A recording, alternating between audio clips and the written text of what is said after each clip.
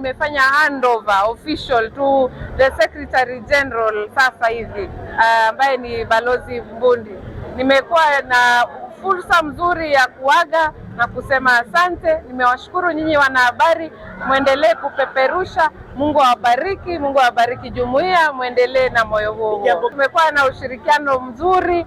Nimefurahia pia leo siku yangu ya mwisho mmekuja kuniaga. Kipaumbele cha kwanza ni kwenda kusimamia utekelezaji wa maamuzi ya wakuu wa nchi wanachama ambayo yalipewa muda maalum wa mpaka mwezi Juni mwaka huu.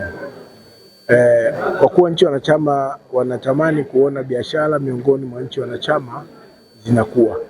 Kwa hiyo nitakaa na wenzangu tuweke kipaumbele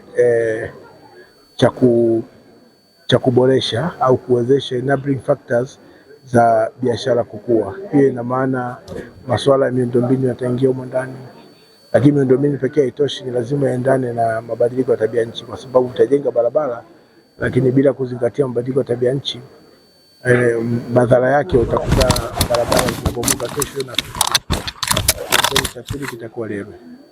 Lakini kuna swala la amani na usalama la Jumuiya ya Afrika Mashariki, ni kwenda kuangalia ni vipi frameworks tulizonazo zinakidhi mahitaji ya sasa. Haya ni mambo makubwa ambayo ninategemea kuanza nayo, lakini mengi zaidi nitayapata baada ya kufanya ziara kwa wakuu wa nchi wanachama, wanieleze wao wanachokiona kwamba ni cha muhimu, mimi kama mtumishi wao nije kutekeleza. Tanzania 24 Digital, beyond the mainstream.